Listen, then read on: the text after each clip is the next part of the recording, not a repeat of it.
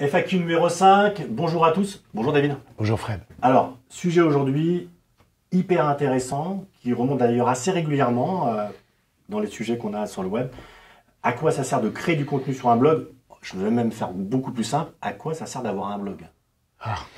Alors, je peux donner déjà une petite définition avant de commencer. J'ai un blog, pour tous ceux qui ne connaissent pas, c'est un site internet. Eh oui, c'est un site internet avec plein de pages. Et sur chaque page, vous avez souvent une image, du texte, des liens, des petits call to action qui, quand vous cliquez dessus, en gros, vous ramène sur une page, soit pour télécharger un livre blanc, soit pour bénéficier d'une formation gratuite, etc. Ça, c'est la définition même d'un blog. Donc, première chose, à quoi ça sert un blog? Le premier aspect. Le blog, pour donner une image que moi j'adore donner, ça va être le moteur de ton site. Finalement, ton site, ça devient un bateau, et ton blog, ça devient le moteur.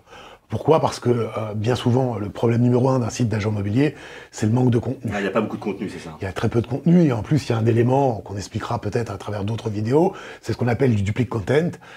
Donc on a beaucoup de choses qui se répètent, appartements, maisons. 2 appartements à vendre de 2 pièces avec à peu près le même descriptif, quoi. Voilà, et ça, en problématique SEO, c'est très dur à relever. Carrément. Donc le seul moyen de relever cette problématique, c'est d'avoir un blog avec un contenu très riche, et évidemment un contenu qui correspond à la cible que l'on veut toucher. Ça, c'est super important. On doit avoir donc un contenu qui correspond à des requêtes qui vont être déposées sur le web. Donc si ta cible, ce sont des vendeurs, de prime abord, on devrait avoir des articles qui correspondent à des problématiques de vendeurs. Donc, pour que les gens comprennent bien, je crée un blog sur WordPress, par exemple. Voilà. Je crée un blog sur WordPress, j'écris des articles qui répondent à des problématiques de vendeurs, par exemple. Exactement. Je vous dis une bêtise. Comment vendre avec un crédit relais? Exactement. Voilà. Donc j'écris un article sur la problématique comment prendre un crédit relais, par exemple. Cet article donc va se référencer sur Google. J'ai un internaute demain qui va taper comment prendre un crédit relais. Il tombe sur votre article, il clique dessus, il arrive sur votre blog et là, vous l'avez capté. À vous maintenant ce qu'on appelle de le convertir.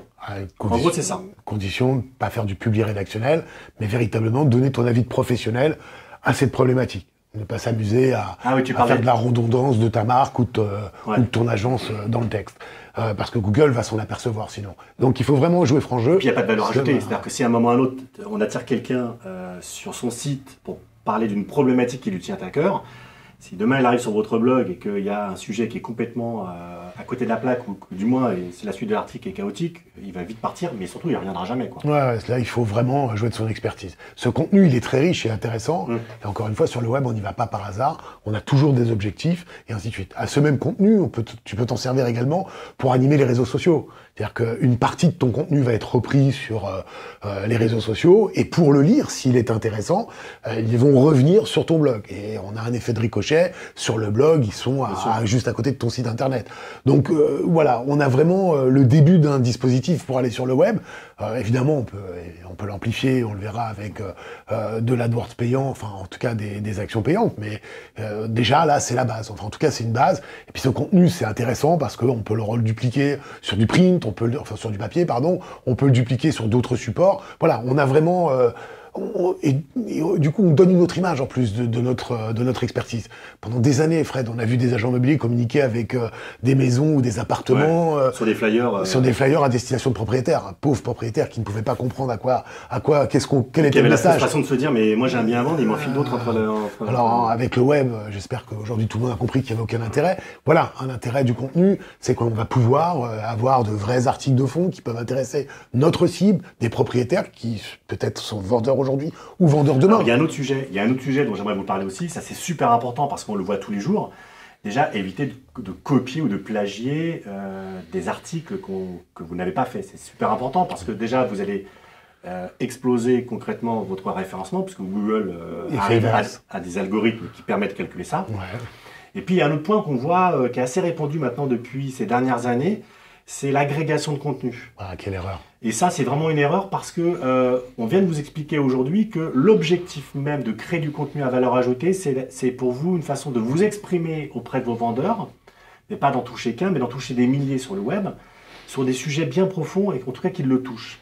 Si vous faites de l'agrégation de contenu, la plupart du temps, il y a 2 problématiques à ça. C'est que souvent, ce sont des sujets qui ne touchent pas du tout vos propriétaires. On en a vu par exemple dernièrement une newsletter où le contenu c'était comment refaire votre cuisine. Non, encore mieux, il y avait comment gérer vos locaux commerciaux. L'agence en question faisait que des baux d'habitation, donc c'était un peu compliqué. Et puis en plus, je suis pas sûr, en tout cas, au vu de ce que faisait l'agence, concrètement, ça touchait vraiment sa cible principale. Donc, l'agrégation de contenu, danger, pourquoi? Parce que souvent, c'est du référencement que vous n'écrivez pas, enfin, c'est un référencement qui est pauvre, parce que c'est pas du texte que vous avez écrit. Et quand les gens arrivent par le plus grand des hasards sur votre blog, comme vous avez un extrait de l'article, puisqu'encore une fois, vous ne l'avez pas écrit, donc il va falloir l'emmener sur l'article source. Si je reprends l'exemple de ma cuisine, pour peu que le gars soit intéressé pour voir la suite de l'article, vous êtes en train de vous fuitez votre audience. C'est-à-dire que le gars, il va cliquer sur votre blog et il part sur l'article d'origine qui a été fait par Marie-Claire ou que sais-je, par exemple. L'agrégation, c'est souvent vendu pour animer les réseaux sociaux, mais juste les animer. Mais la même chose. Mais ça sert à rien. Aucun intérêt. Si, on a le même phénomène avec les sites internet. En fait, c'est ce qu'on appelait des sites de conscience. Et là, en fait, on a une animation de conscience sur les réseaux sociaux. On croit qu'on fait on s'imagine être actif sur les réseaux sociaux. Alors, on l'a absolument pas. Dans toutes les règles de fonctionnement des réseaux sociaux, on l'a absolument pas. On dévie de l'audience quelque part. C'est tout ce qu'on fait. Mais voilà, ça s'arrête là. Donc, pour retenir, le SEO, le blog, c'est un site internet. C'est un outil extraordinaire pour le référencement naturel. Attention, c'est long, hein. Vous attendez pas à avoir des résultats au bout de quelques mois. C'est quelque chose de très très long. Il faut l'associer. Il faut écrire du contenu qui soit à destination de votre cible. Donc si aujourd'hui vous souhaitez toucher des vendeurs, parlez des sujets qui les touchent. Donc évitez par exemple de parler de cuisine. Si derrière il est vendeur de son bien, je pense qu'il va plutôt être attiré sur comment estimer mon bien, comment prendre un crédit relais, voilà, comment faire un achat-revente en quelques minutes. Voilà. Définir son persona sur le web, c'est important. Définir son persona. Bon, ça sera peut-être un autre sujet. Parce que, voilà.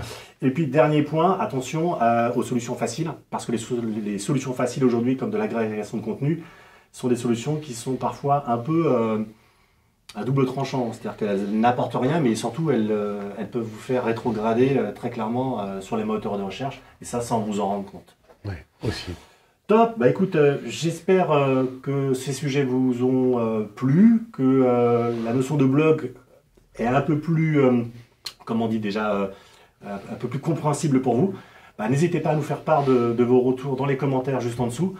Quant à nous, on se dit sur une prochaine FAQ, c'est bientôt, puisqu'on a on s'est engagé à faire 2 FAQ par semaine.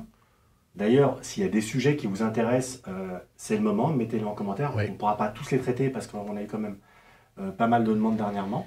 Je te souhaite une bonne journée. Merci. À bientôt. Au revoir. Bientôt, au revoir.